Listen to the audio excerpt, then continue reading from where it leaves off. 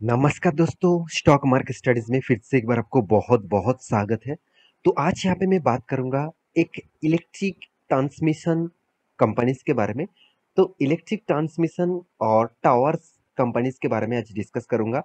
तो यहाँ पे सबसे पहली बात आते हैं कि electric transmission and towers company कौन सा है, मतलब टावर्स कौन सा है। तो कौन सा वो प्रोजेक्ट है जिसके ऊपर कंपनी काम करता है, चलो वो मैं आपको सबसे पहले दिखा देता हूँ। तो दिखाने से पहले मैं रिक्वेस्ट करूंगा, अभी तक चैनल को सब्सक्राइब नहीं किया तो जरूर सब्सक्राइब कर लेना, क्योंकि आपको daily basis stock market information, updates और न्यूज़ के बारे में इसी चैनल के माध्यम से लगातार आपको मिलते जाएंगे। और हाँ, अभी तक आपने टेलीग्राम को भी ज्वाइन नहीं किया तो उसका लिंक आपको नीचे मिल जाएगा, जाकर ज्वाइन कर सकते हैं। तो चलो देख लेते हैं आज के इस स्टॉक के बारे में। तो सबसे पहली बात, कंपनी कौन सा है उसको जानने से पहले आप अगर गूगल में सर्च करेंगे कि इलेक्ट्रिक ट्रांसमिशन टावर्स, तो आपको इस तरीके से कुछ टावर्स दिखेगा। बहुत सारे लोगों के मन में कंफ्यूजन है कि सर टावर्स मतलब जो हम जो इंटरनेट यूज करते हैं, हम जो मोबाइल का नेटवर्क यूज करते हैं उसका टावर को ही बोला जाता है क्या? ऐसे बिल्कुल भी नहीं। पावर को एक एक जगह से दूसरी जगह तो ट्रांसमिशन करने के लिए इस तरीके से टावर की जरूरत है। और इस टावर का जो प्रोजेक्ट है, इसी प्रोजेक्ट के ऊपर कंपनी काम करते हैं, जिसका नाम है KEC इंटरनेशनल, जो इंडिया के अभी मार्केट कैप के हिसाब से इंडिया के नंबर वन कंपनी है। तो देखिए, मैं आपको हमेशा एक चीज सिखा के आया हूँ, कंपनी नंबर वन होना चाहिए, कंपनी का डेप्थ एकदम ना के बराबर होना चाहिए, मतलब 0.50 के नीचे होना चाहिए। कंपनी के एनुअली इनकम हमेशा ग्रोथ होना चाहिए। और कंपनी में सस्ते वैल्यूएशन में आपको अगर शेयर मिल रहा है, तो अभी से उस ट्रेन को पकड़ लीजिए, मतलब उस कंपनी को पकड़ लीजिए। फ्यूचर में वो कंपनी आपको बहुत बेस्ट पोटेंशियल दे सकते हैं। तो आप कहेंगे सर क्या फ्यूचर में इस तरीके से ट्रांसमिशन टावर्स रहेंगे? बिल्कुल रहेगा, क्योंकि एक जगह से दूसरे जगह के टावर्स को और डायरेक्ट तो आप भेज नहीं सकते, तो उसको भेजने के लिए इस तरीके से टावर्स की जरूरत होगा ही होगा। तो इस तरीके से कंपनी के ऊपर स्ट्रेंथ आपको हमेशा दिखेगा। तो कितना स्ट्रेंथ है, तो चलो मैं उसी के ऊपर डिस्कस कर लेता हूँ। तो सबसे पहले कंपनी ने एक बहुत बड़ा अनाउंसमेंट किया। उसको जानने से पहले कंपनी का नाम एक बार बता दूं। कंपनी का नाम है KEC इंटरनेशनल। मैं एक बार वेबसाइट आपको लेके आया, देखिए वेबसाइट से विजिट करने से आपको पता चलेगा। मुझे इस कंपनी का खासियत क्या लगता है आप जानते हैं? कंपनी सर टावर्स के ऊपर काम नहीं करते, कंपनी पावर सेक्टर के ऊपर काम नहीं करते। कंपनी रेलवे, मतलब ब्रिज के ऊपर भी काम करते हैं, रेलवे ट्रैक्स के ऊपर भी काम करते हैं। साथ ही साथ देखेंगे कंपनी मतलब सिविल अर्बन जो इंफ्रास्ट्रक्चर है उसके ऊपर भी काम करते हैं। साथ ही साथ आप देखेंगे कंपनी सोलर प्रोजेक्ट के ऊपर भी काम करते हैं। साथ ही साथ आप देखेंगे कंपनी स्मार्ट इंफ्रास्ट्रक्चर के ऊपर भी काम करते हैं। और साथ ही साथ आप देखेंगे कंपनी और भी, देखिए यहाँ पे देखिए पाइपलाइन जो है, ऑयल गैस पाइपलाइन से उसके ऊपर भी काम करते हैं।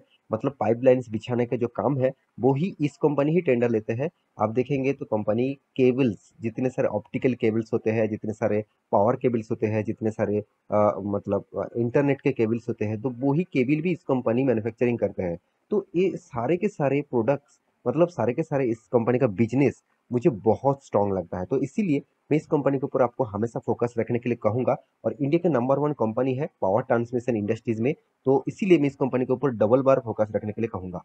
तो कितना दम है चलो आपको पता चल जाएगा। तो उससे पहले कंपनी ने जो न्यूज अनाउंसमेंट किया वो बहुत जबरदस्त न्यूज है, मुझे बहुत खास लगा, क्योंकि इस तरीके से न्यूज मैं हमेशा कोशिश करता हूँ कंपनी के ऊपर ढूंढने के लिए। क्योंकि देखिए, आपका मान के चलिए एक बिजनेस है, तो उस बिजनेस में कितना आप सेल कर रहे हैं, कितने आप प्रॉफिट कमा रहे हैं, वही इंपॉर्टेंट है। तो अगर आपका कस्टमर ही नहीं आ रहा है, तो आपका सेल्स ही नहीं हो रहा है, तो आपको प्रॉफिट कहाँ से होगा? तो बिजनेस कहाँ से चलेगा? तो सेम टू सेम यहाँ पे देख सकते हैं KEC इंटरनेशनल क्लेम 5%, मतलब ऑब्वियसली 5% जाम हुआ था। और किसके लिए? देखिए कंपनी आफ्टर सोर्सिंग ऑर्डर्स और 1407 करोड़। आप कहेंगे सर कंपनी का तो 1400 करोड़ का प्रोजेक्ट मिला, कंपनी को 1400 करोड़ का ऑर्डर मिला, तो क्या इस कंपनी के ऊपर खासियत कुछ हुआ है? बिल्कुल। कंपनी में देखिए मार्केट का क्या कितना, करीबन 11,300 करोड़ का। और उनमें से 1400 करोड़ का प्रोजेक्ट मिलना कोई छोटी मोटी बात नहीं होता है। क्योंकि जो कंपनी 300 करोड़ का प्रॉफिट कर रहा है, उस कंपनी को अगर 1400 करोड़ का प्रोजेक्ट मिला, तो कंपनी यहाँ से तो अच्छा खासा प्रॉफिट जनरेट करेगा ना। तो चलो मैं बाकी डिटेल्स भी आपको दिखा देता हूँ कंपनी की। तो इस न्यूज को कहाँ से मिलेगा? आपको द इकोनॉमिक टाइम्स के ऊपर जाकर इस साइट को विजिट करिए, आप देख सकते हैं। तो यहाँ पे देख सकते हैं, share KEC international rallied over 5% stake जो है on traded after the infrastructure company source new order और रुपीज 1407 7 करोड़ अक्रॉस सेगमेंट। तो इस टोटली सेगमेंट का देखा जाए तो कंपनी का प्रोजेक्ट मिला करीबन 1400 करोड़ के आसपास। तो कंपनी बहुत शानदार एक प्रोजेक्ट मिला और इस प्रोजेक्ट के बेसिस से मुझे लगता है कंपनी का फ्यूचर और भी ज़्यादा ग्रोथ ऑफ पोटेंशियल ले आ सकते हैं, क्योंकि कंपनी को प्रोजेक्ट मिलना ही सबसे बड़ी बात होता है। क्योंकि कंपनी लगातार अगर अगर उसको प्रोजेक्ट मिला, पिछले भी एक वीडियो आपको बना के दिया था, तभी भी केईसी को एक प्रोजेक्ट मिला रेलवे गवर्नमेंट के मतलब रेलवे प्रोजेक्ट मिला था। तो तब भी मैं आपको वीडियो बना के दिया था और आज भी एक प्रोजेक्ट मिला और इस प्रोजेक्ट के ऊपर भी मैं बात कर रहा हूँ। तो अभी क्या इस कंपनी के ऊपर निवेश करने के लायक है? क्या कंपनी के अभी वैल्यूएशन सस्ते में है? चलो वो चीज़ भी आपको दिखा देता हूँ। सबसे पहले कंपनी का मार्केट कैप तो मैं पहले ही बता चुका हूँ, कंपनी 11,000 करोड़ का मार्केट कैप है और कंपनी का जो टोटल जो पी रेशियो है आप देखेंगे तो कंपनी का पी रेशियो 33.5 है और कंपनी का इंडस्ट्रीज पी रेशियो 24.8 है। इसका मतलब कंपनी का पी रेशियो जो है, जो वैल्यूएशन है, वो एकदम ठीक ठाक मतलब जगह पे देखने को मिला है। तो कंपनी का return of equity, return of capital employed एक एवरेज लेवल में है। हाँ, इस कंपनी में एक चीज मुझे बहुत मतलब वीकनेस लगा, वो है कंपनी का डेप्थ।